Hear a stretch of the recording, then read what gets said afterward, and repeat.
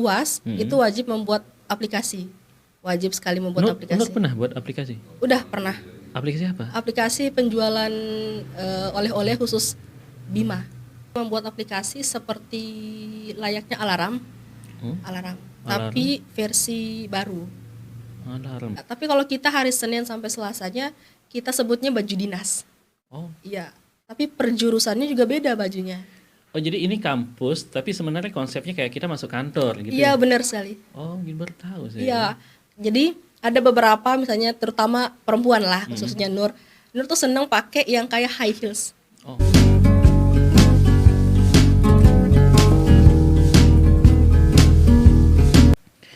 Assalamualaikum warahmatullahi wabarakatuh.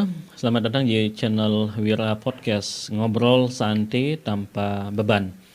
Hari ini saya akan memperkenalkan kepada Anda salah seorang mahasiswi di salah satu kampus di Kota Mataram, tepatnya di wilayah Kekali ya. Iya, betul. Kekali. Dulu namanya Amikom. Ya, tapi sekarang sudah berganti menjadi Universitas Teknologi Mataram. Teknologi Mataram. Dia adalah Nur Arifatullah. Luar biasa. Namanya bagus sekali ya. Oke, Nur, apa kabar hari ini? Alhamdulillah baik. Sehat ya? Lumayan Sehat, ya. Oke.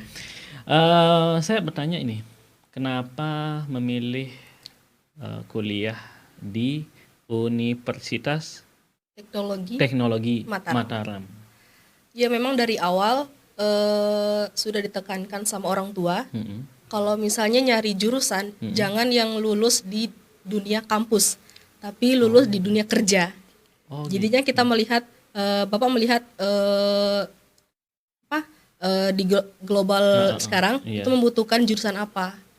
Jadinya kita mengarah ke komputer, karena komputer bisa masuk di berbagai bidang. Ya udah boleh masuk komputer. Oh jadi mohon maaf, jadi ini dari orang tua enggak yang mungkin mohon maaf misalnya enggak seperti kampus yang umum lah begitu ya. Iya, misalnya jurusannya ekonomi, hukum atau apa ya masih umum lah begitu. Iya. Jadi jurusan yang memang outputnya itu skill kayak gitu. Iya, benar sekali. Dan kenapa memilih komputer? Karena memang senang aja di depan komputer. Senang di depan komputer. Iya. Main game atau apa? Sorry Nur, jurusannya apa? Teknik informatika.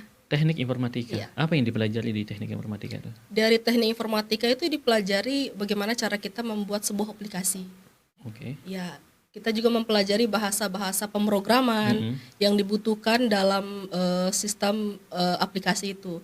Jadinya kita membuat aplikasi, tapi juga kita mengetahui bagaimana proses berjalannya atau step by stepnya untuk membangun aplikasi itu kayak gimana, rumus-rumusnya. Jadi kita tahu dari bawah sekali gitu, biar kita tuh bisa langsung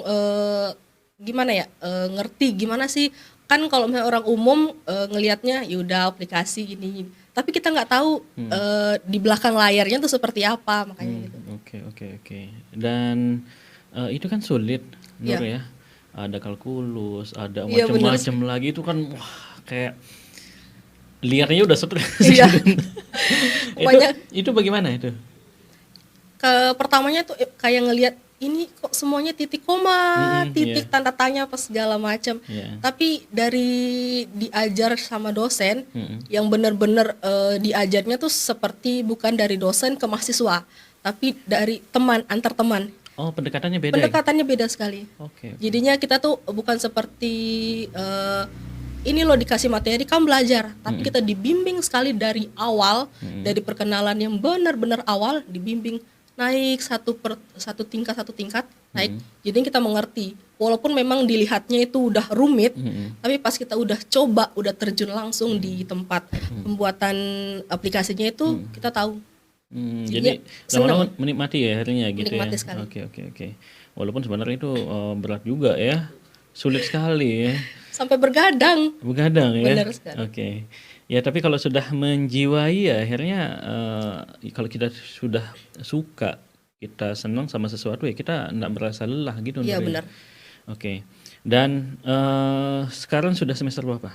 Sekarang masuk semester 8. Oh, semester 8 ya. Udah menjelang ini mau selesai mungkin ya. Iya, mau selesai. Nah, sekarang sedang apa kegiatannya? Sekarang sedang menjalani KKN. Oke, KKN di mana? KKN-nya di Desa Langkung. Oke. Apa yang ada program khusus nggak di KKN-nya ini? Ada. Kami program utamanya itu kan sesuai dengan jurusan kami. Memang di kantor desanya sudah memiliki website, tapi dia sempat 1 tahun atau 2 tahun ini mati. Jadinya kami berinisiatif untuk membangun kembali, menghidupkan kembali website itu biar pelayanan masyarakatnya itu benar-benar bisa lancar dari masyarakat, tentu dari kepala dusunnya untuk menyampaikan file-file tentang masyarakat bisa langsung ke website itu, atau enggak dari luar desa ingin mengetahui tentang desa Langkoh itu bisa langsung cek di websitenya langsung gitu. Nah menurut Nur ini terkait dengan website, apakah seefektif itu ketika misalnya kita di perkampungan, desa dan bahasa komunikasinya dengan website seperti itu? Iya. Seefektif apa berkomunikasi atau mengenalkan kampung, desa melalui website? Sangat efektif sekali. Karena kita lihat zaman sekarang kan semuanya pakai teknologi. Iya. Ya, pakai teknologi semua, jadinya semua orang juga memiliki HP. Jadinya jarang sekali ada yang manual. Jadinya kita manfaatkan apa yang udah terkenal sekarang teknologinya, itu kita masuk ke dalam desa-desa biar tidak tertinggal jauh. Biar ada kemajuan walaupun di desa terpencil atau desa yang belum mengetahui teknologi. Jadi kita bantu untuk menghidupkan kembali biar masyarakat tuh tahu cara menggunakan teknologi. Websitenya kalau mau buka atau mau daftar, mau membuat KTP membuat pelayanan pelayanan untuk di kepala desa di kantor desanya itu bisa langsung di websitenya atau aplikasinya. Nah, menurut Nur ini, pendapat Nur sekali lagi, kadang-kadang begini, tidak semua masyarakat itu mungkin sudah mengenal teknologi. Iya, nah itu bagaimana menurut Nur tuh? Apakah harus sesulit itu mengenalkan teknologi kepada masyarakat atau gimana? Enggak sih sebenarnya. Tapi dari kita sebenarnya bagaimana cara menyampaikannya gitu ya kepada publik. Tapi sekarang sih sebenarnya sangat jarang orang tidak mengenal teknologi ya. Iya benar. Dan hampir setiap hari kita juga membuka media sosial terutama gitu ya. Nah, kembali ke lingkungan kampus, Nur. Tadi bahasanya kan membuat program Iya, gitu. benar. Nah, apakah sudah ada tugas dari kampus membuat program tertentu atau bagaimana? Karena di setiap semester kita udah disuruh kalau misalnya ada UAS itu wajib membuat aplikasi. Wajib sekali membuat aplikasi. Nur pernah buat aplikasi? Udah pernah. Aplikasi apa? Aplikasi penjualan oleh-oleh khusus Bima. Oh, kenapa Bima? Ya pengen aja buat bangga gitu. Biar makanan-makanan oleh-oleh Bima tuh bisa keluar daerah gitu. Nur aslinya dari Bima. Bima di? Bimanya di Kabupaten Woha. Woha, ya oke. Woha itu dekat-dekat sama Tente. Tente, ya benar sekali. Ini kayak terminal kalau nggak salah di Tente itu ya. Iya benar.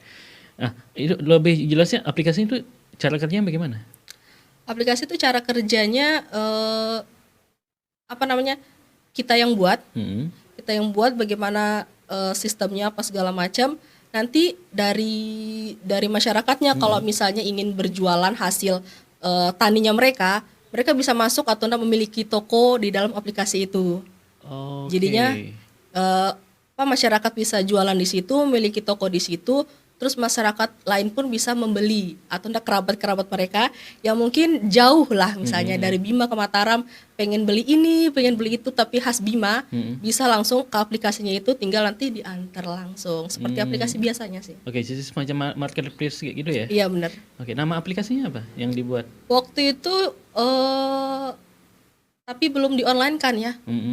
Cuman kayak semacam projectnya aja gitu ya. Yang penting udah ada tampilan aplikasinya aja sih. Oke, jadi tapi sebenarnya itu luar biasa loh ya, sampai bisa sudah membuat aplikasi. Dan itu di semacam aplikasi yang di Android kayak gitu ya? Iya benar, ada yang di Android, ada juga yang lewat kayak website gitu. Oke. Wah, ini luar biasa. Dan itu Nur sendiri atau dengan tim atau gimana? Sendiri. Iya, memang waktu itu kalau misalnya ujian akhir kita tuh harus benar-benar individu harus memiliki satu aplikasi. Setidaknya ada tampilan bentuk aplikasinya itu, karena di situ kan dinilai kita tuh kinerja kita tuh sampai mana gitu. Oke. Dan berapa lama membuat satu aplikasi itu? Itu kita dikasih tahu memang dari ujian tengah semester. Kita udah dikasih tahu nanti pas ujian akhirnya harus udah ada aplikasi. Jadinya kita kebut. Ya. Gitu ya. Oke. Kesulitannya dalam membuat aplikasi itu apa? Kesulitannya itu saat errornya. Itu makanya titik komanya lagi. Harus ulang lagi gitu Harus ulang lagi.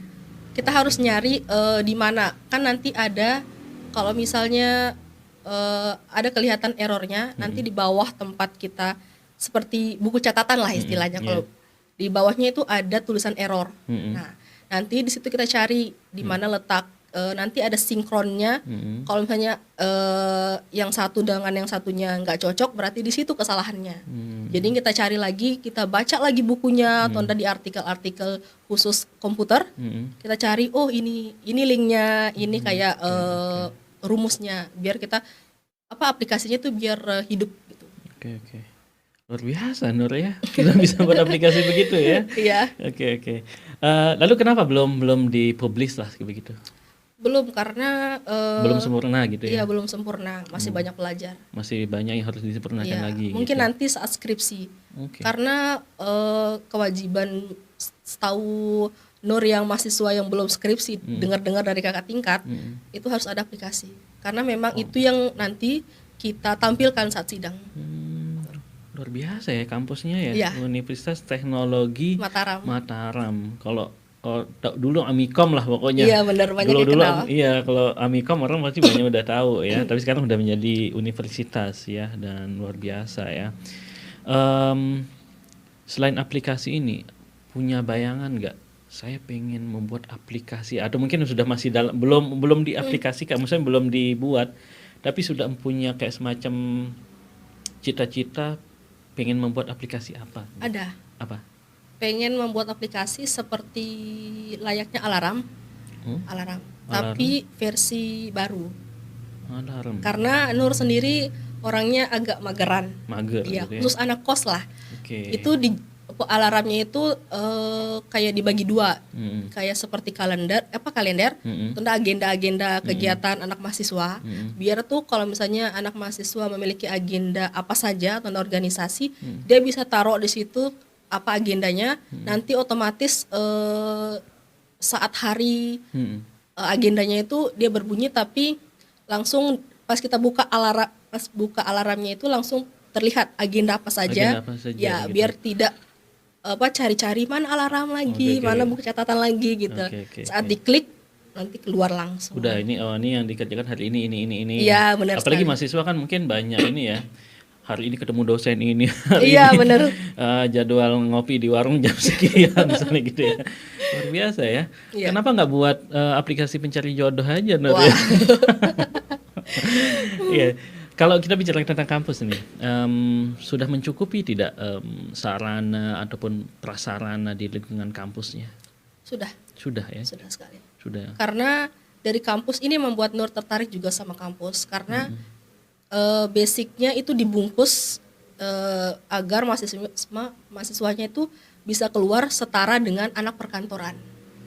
Ya, karena seragam kita juga berbeda dengan kampus yang lain. Oke, jadi nggak yang ya kalau kampus pada umumnya kan pakai bebas rapi. Ya, gitu, alma mater. Alma mater misalnya. Ya, tapi kalau kita hari Senin sampai Selasanya kita sebutnya baju dinas. Oh. Iya, tapi perjurusannya juga beda bajunya. Oh, jadi ini kampus, tapi sebenarnya konsepnya kayak kita masuk kantor gitu. Iya, benar sekali. Oh, baru tahu saya. Iya.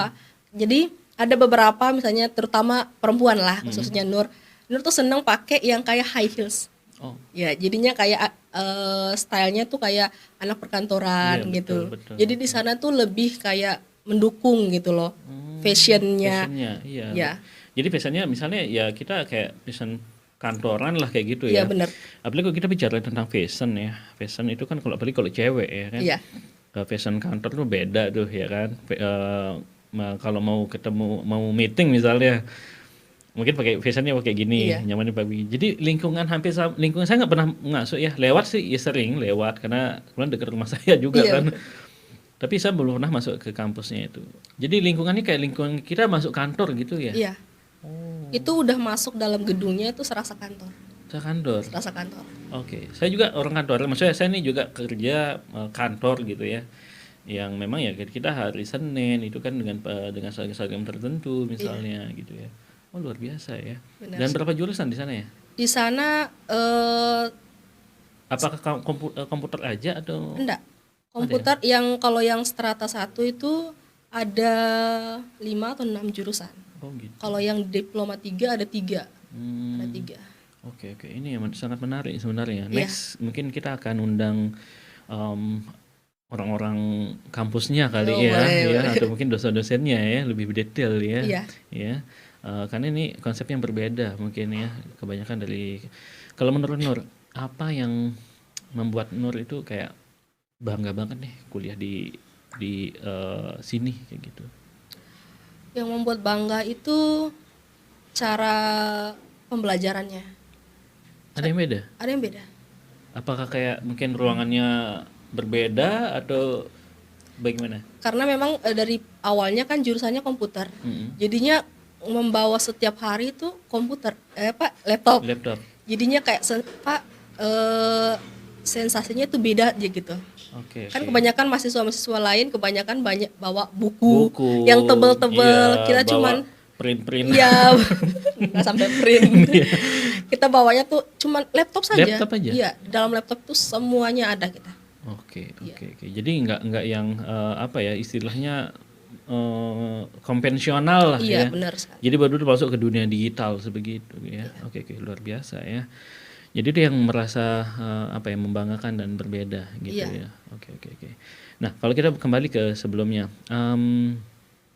apakah orang yang berada di maksud saya di programmer lah kayak gitu. Anggap ini saya bilang mungkin programmer juga mungkin ya, karena membuat aplikasi lah ya, semacam seperti itu.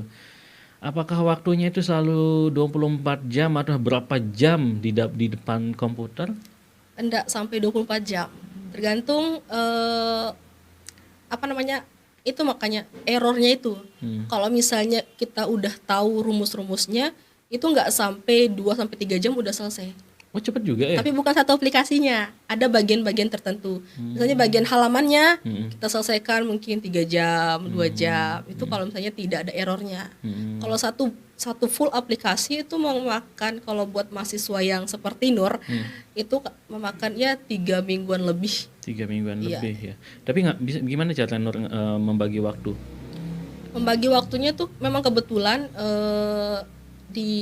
setelah pulang kuliah itu langsung istirahat sebentar, sholat, langsung kerjain biar nggak menunda-nunda gitu. Biar kita tahu kan, karena saat lagi fit itu tuh energi kita tuh sama otak kita tuh masih bisa bekerja lancar. Gitu ya. Iya, masih fresh. Jadinya memanfaatkan waktu aja sih.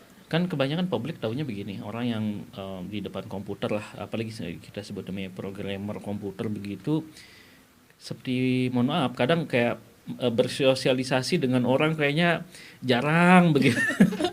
Apakah Nur begitu atau mungkin jarang nongkrong atau mungkin bisa diatur seperti itu? Bisa diatur. Kadang juga nongkrong kita bawa laptop. Oh, sambilan gitu ya? Iya, sambilan. Iya, sambilan ya. Sambilan. Kita nyari kafe atau tempat nongkrong yang tidak ada live musik. Oke. Kalau misalnya ada live musiknya sorean lah. Kita memanfaatkan waktu karena juga mahasiswa kan sebenarnya yang paling butuh kuota kan. Jadinya kita cari-cari tempat yang ada wifi-nya kayak gitu. Kita memanfaatkan untuk buat ngerjain project apa segala macam. Oke, ini luar biasa ya. Oke Nur, gini, punya bayangan tidak atau punya semacam gini nggak? Karena sekarang nih mungkin tidak lama lagi bisa lulus kuliah misalnya. Amin. Lulus kuliah, ada nggak semacam saya mau buat begini? Kalau tadi kan mau buat aplikasi. Iya. Nah, kembali ke kampung, misalnya ke Woha sana di Bima, punya bayangan saya akan buat apa untuk kampung saya, atau mungkin masih mencari pengalaman dulu di luar atau bagaimana? Kalau saya ingin mencari pengalaman di luar, karena kalau udah mencari pengalaman di luar lebih banyak, pulang ke desanya juga banyak ilmunya. Iya. Nanti juga mungkin Insya Allah Nur juga kasihlah beberapa ilmu buat adik-adik SMA mungkin. Memang kebanyakan di sana kan dari staf-staf desanya di kampung juga, mereka itu kebanyakan dari jurusan yang sama. Jadinya bisa saling kolaborasi. Jadinya disuruh banyak belajar lah di rantauan, biar nanti kalau Nur pulang ke desa banyak ilmu yang baru dari rantauan atau dari ilmu komputer yang baru Nur pelajari bisa diterapkan di sana. Betul. Ini sama bagi saya juga pribadi ini seperti membuka wawasan baru sih sebenarnya ya. Kayak kalau sekarang kan kita bilang dunia aplikasi ini kan sangat terbuka lebar luas sekali gitu ya, dengan berbagai macam aplikasi yang ditawarkan di Play Store contohnya ya kan misalnya. Dan teknologi perkembangan teknologi juga akan semakin terus-terusan begitu terbuka gitu ya. Nah, seberapa penting sih sebenarnya bagi Nur atau menurut Nur sendiri kita masyarakat umum itu mengikuti teknologi? Sangat penting sekali. Kalau misalnya tidak mengikuti kemajuan teknologi itu sangat tertinggal jauh. Sangat tertinggal jauh. Karena Nur mengalami di desa sendiri. Sangat-sangat ini kalau misalnya pulang kampung atau liburan, itu jaringannya susah sekali. Susah sekali jadinya itu makanya perlu sekali belajar tentang teknologi. Karena dari teknologi kita bisa kita mengetahui tentang gimana cara-cara tentang kayak misalnya dari jaringan. Kalau misalnya kita mengetahui tentang jaringan, kita bisa membantu atau berkolaborasi dari tempat-tempat kayak misalnya PLN. Bisa ya? Bisa sekali. Kita bisa kolaborasi. Kalau misalnya dari pihak desa kita bantu apa segala macam, kita turunkan surat buat membangun tower apa segala macam. Karena di desa Nur juga tuh nggak ada tower. Nggak ada tower itu di desa sebelah. Itu jauh ya jual. Oke. Dan ini sebenarnya menjadi pekerjaan rumah untuk pihak-pihak terkait ya. Iya benar sekali. Kadang kan masyarakat juga ingin mengakses dunia luar lah, melalui internet lah paling enggak gitu ya. Tapi tidak tersedia sarananya, jaringan mungkin ya. Iya, gitu fasilitasnya tidak ada. Oke ya. Semoga sih nextnya ke depannya semakin terbuka lebar gitu ya. Nah kalau menurut Nur sendiri tentang dunia media sosial, nah itu bagaimana? Seberapa pengaruhnya orang-orang di media sosial? Pengaruh sekali. Kan dalam media sosial itu sosial, mohon maaf.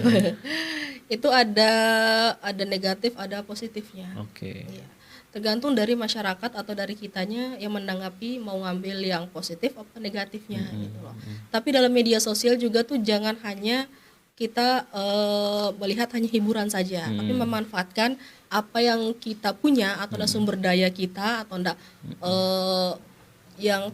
kreativitas kita dari luar kita masukkan ke dalam media sosial agar orang banyak tuh tahu kelebihan kita di mana, kreativitas kita di mana gitu. Iya betul ya, apalagi anak-anak mahasiswa ya, masih muda juga memanfaatkan media sosial dengan baik ya. Dalam arti juga bisa menghasilkan uang juga bisnis sekali. Juga gitu ya kan. Kalau Nur sendiri pernah nggak, maksudnya pernah terlibat atau mungkin berbisnis melalui media sosial tidak? Kalau berbisnis belum sih. Belum. Tapi kalau misalnya cuman promosi punya teman ada gitu. Kalau misalnya dari desa sendiri, kalau misalnya kan ada yang jual bawang. Oh gitu. Iya. Kita bantu. Kan kebanyakan masyarakat belum mengerti gimana sih cara jual biar orang tuh di luar tuh tahu. Kita ajari pelan-pelan. Gini loh Pak, gini loh Bu. Nanti kalau udah dimasuki fotonya, nanti orang datang membeli, tinggal cantumkan nomor HP, nanti ditelepon, tinggal kita pergi antar ke di mana lokasi yang ditunggu. Oke. Ini juga luar biasa ya, Nur juga ya. Dan itu apa ya, kayak semacam membantu saja atau mungkin endorse nih gitu atau apa? Enggak membantu. Membantu saja ya. Biar lebih mengenal gitu. Khususnya membanggakan desa lah istilahnya. Iya, jadi biar orang kampung juga terbuka bagaimana menggunakan maksimal mungkin media sosial. Tidak hanya untuk hiburan tadi seperti yang aku bilang ya, jadi juga untuk berbisnis juga gitu ya. Oke, kita ada di bagian akhir nih Nur. Saya pengen tahu begini. Kalau kita misalnya membuat aplikasi nih, Iya, benar. membuat aplikasi ini juga pertanyaan publik juga mungkin saya pikir ya. Bagaimana cara mendapatkan ini kita bicara uang nih, bicara bisnis. Misalnya saya buat aplikasi, nah itu dapat uangnya itu bagaimana? Dapat uangnya. Setahu Nur lah gitu ya. Misal saya Nur buat aplikasi ini gitu ya. Nah, bagaimana cara menghasilkan uang dari aplikasi yang dibuat itu? Kalau setahu Nur, kalau kita punya aplikasi ini, orang masuk ke dalam aplikasi itu membeli toko, istilahnya membeli toko. Nah, dari orang yang sewa toko di situ atau membeli toko, terus mereka menjual barangnya, dari situ kita dapat. Jadi kayak semacam gini Nur ya. Kita buat ruko Iya. dunia maya gitu loh. Iya, ya? benar. Iya. Iya, mereka sewa atau enggak semacam istilahnya ada pajaknya lah. Pajaknya. Iya, Oke, tapi nggak terlalu besar gitu. Oke. Karena memang di aplikasi juga itu kan ada pembayaran juga untuk masa perpanjangan aplikasi juga kan. Jadinya kita perlu mungkin dari mereka jual barang atau enggak mereka menaruh barang mereka untuk dijual itu ada di situ. Karena kan pertanyaan besarnya ketika kita kuliah, ya kan kita menghasilkan, maaf ini kita bicara bisnis. Iya. Kita membayar tempat kita kuliah, kan paling tidak muaranya nanti setelah selesai kuliah bisa bekerja menghasilkan uang lah, kan kayak Iya, gitu. benar. Iya kan. Nah ini kan menjadi pertanyaannya, kalau kita membuat program, jadi programmer, membuat aplikasi ini itu, lah dapat duitnya dari mana gitu kan? Iya, benar, banyak sekali yang nanya. Tapi bisa dari situ ya. Bisa sekali. Dan sebenarnya uangnya enggak sedikit. Lumayan gitu. Karena ada juga kalau misalnya orang nyuruh buat aplikasi, misalnya kalau misalnya sistem basis data, kayak misalnya kayak barcode yang di sistem Alfamart itu, atau ada tempat kayak misalnya kita yang di Alfamart itu gimana sih? Yang di scan nanti sistemnya itu kan langsung keluar berapa harga barangnya apa aja. Banyak yang nyuruh bikin seperti itu gitu. Iya. Jadi sebenarnya nggak mesti yang membuat aplikasi, kayak membuatkan orang semacam gitu. Iya. Dan wah itu luar biasa. Iya. Kalau boleh tahu berapa bayarannya, di berapa lah kisarannya? Kalau setahu Nur ya, karena Nur kan aplikasinya belum di online kan. Ya paling buat mahasiswa paling bawah 500. Iya. Karena banyak juga dari mahasiswa lain yang saling membantu untuk membuat aplikasi yang memang jurusannya di sidangnya tuh harus ada aplikasi. Nah, kalau misalnya orang lain yang minta dibuatkan barcode tadi, misalnya saya nih Wira mau punya toko. Iya. Saya minta tolong ke Nur nih. Nur buatin saya barcode ini gitu ya kan. Nah, itu kisaran berapa dia? Itu tergantung dari ada pembayaran dari pihak resminya. Kita sebut hosting lah. Hostingnya. Ya, hostingnya ada pembayaran. Tergantung itu per tahunnya berapa. Itu memang dibayar wajib per tahun.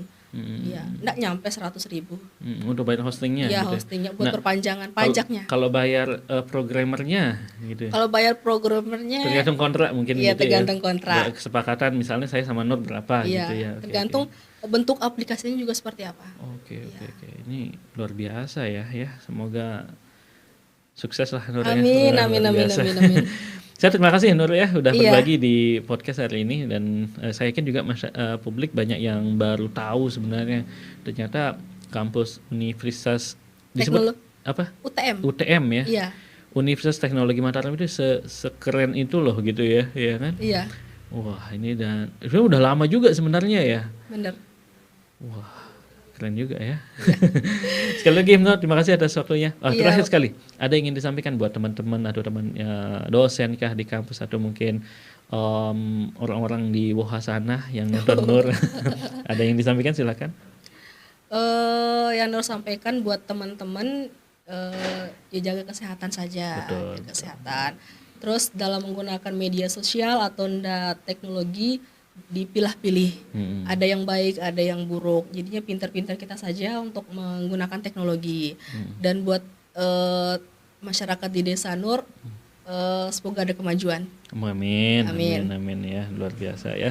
Sekali lagi terima kasih banyak Nur ya atas waktunya. Ini suatu hal yang betul-betul membuka pandangan kita tentang sesuatu ya, terutama kampusnya UTM tadi ya, yang luar biasa seperti itu. Banyak yang tidak tahu ya. Nextnya akan kita undang orang-orang kampusnya ya, yang boleh, lebih detail mungkin ya. Kenapa kok konsepnya itu seperti orang masuk kantor gitu. Iya. Itu yang baru saya tahu ya, menarik sekali itu ya. Iya. Oke. Dan terima kasih Anda sudah bersama kami di Wira Podcast hari ini, ngobrol santai tanpa beban. Wassalamualaikum warahmatullahi wabarakatuh dan sampai jumpa.